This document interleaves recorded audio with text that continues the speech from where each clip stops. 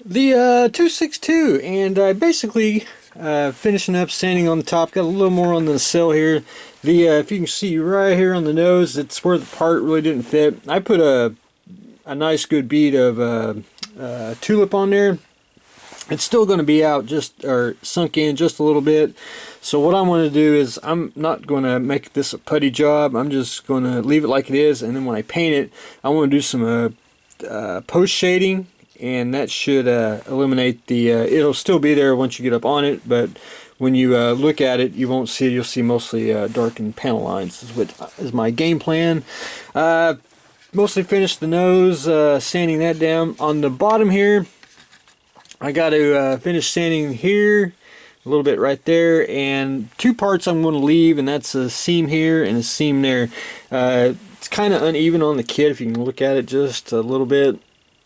And again, I'm not going to put a whole lot of putty on there and make this a putty job, so we're just going to leave that. And what we're going to do is take the airbrush and do some panel lines with some dark ink, and we'll be good to go on the 262.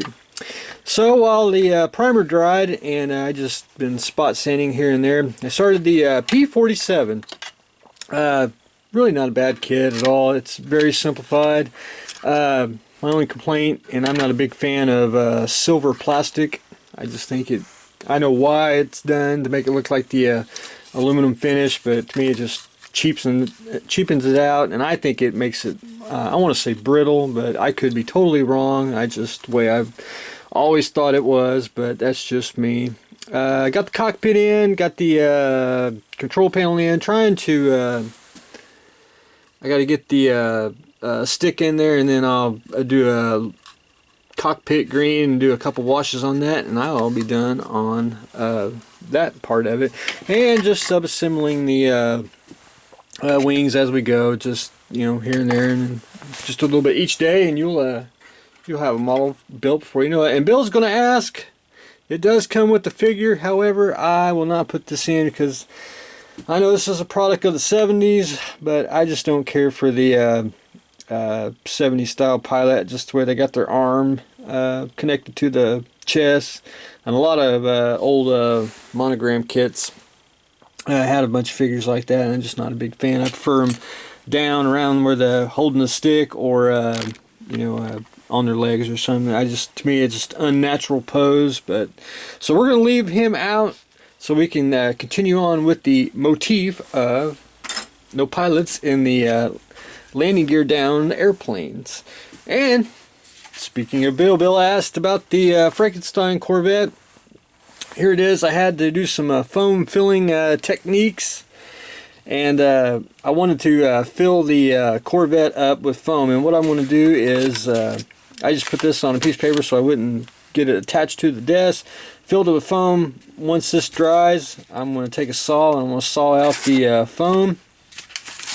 And you see I cut off just a little bit of that to show everyone, and then once I get it trimmed down more, I'll probably take some epoxy sculpt, and I may smooth it out more just so I won't have any undercuts when I make a vacuum form hole, and and I'll be able to carve out the foam, get the contour I want, and ready to rock and roll. But anyway, that's where I got on that, and that'll be probably Monday, Tuesday activity of sawing out the foam. Pillbox is almost done. Japanese one, just got to sand just a little bit more, and then do some pulls on it, and I'll be good to go on it. The creeper truck, I did go ahead and chopped off the top of the cab lights. They're even now.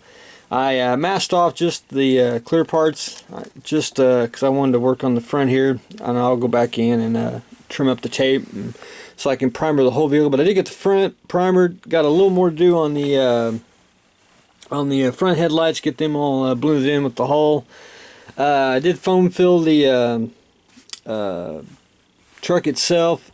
I've got to clean off some of the excess foam, and I want to probably leave a little bit of the foam there because it's actually attached to the frame. It just makes it a little more sturdier, and you really can't see it when it's on its wheels unless someone picks it up, which that's not really going to be an issue. And then I can be able to primer the whole thing. I want to primer the wheels and everything just to make it easier, and then I'll go back in and I'll paint the wheels. And since we're getting close to the painting stage, I'll probably paint it gray first, and then I'll go in with a red primer, and then do like a salt chipping, which I'm not going to use salt. I'm going to use rubber cement, and I'll do that.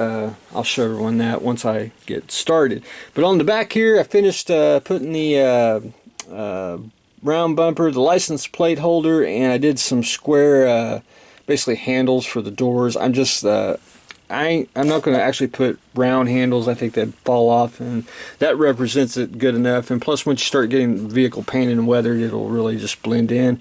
The only thing I'm not going to really add to the truck here, and it's got it on there, and there's little grab handles that go on the side here. I'm not going to add them. They're going to fall off, and I think it just be a hassle to have them on. But anyway, we are rocking and rolling on the creeper truck. I showed everyone the bulldozer on the stug there.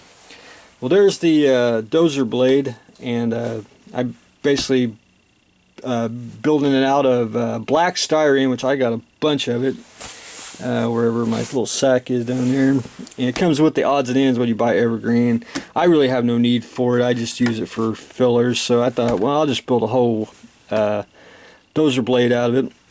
And basically going to be when I vacuum form it, you'll be able to cut it out, and I just do a little bit each time, and I'll put some more detail on it and then do some pulls on it, and we'll be ready to rock and roll. Because I had to get my Panther tank out, I had to do some measurements so it would fit the Panther tank, which it fits the stug, and that's what the Panther tank one looks like. And there's actually another picture of it showing it going basically another way, but tell it's the same blade that they use for the Panther tank, and the same blade that they used on the stug there. So I think it's one of the coolest vehicles, a dozer type tank Panther. So whoops, power went out. So there you have it. I think this is a very cool conversion. I don't know if there's an actual one out there or not. If not, this is my take on it. So I'm looking forward to have that on the market, which will be available at BradHareProductions.com in the store section. So that's what I got going on today. I got to few little projects to do. Hopefully get a little more done on the creeper truck, get it primered up and blended, and so we can start painting. Same way with the ME262, but I got to take a little bit of time. I got to clean up just a little bit, put things up, put some more vacuum bucks back into the totes, and we'll be I gotta have a little room so I can work and not just completely just trash it. But anyway, that's what I got going on today, so stay tuned for the next exciting episode.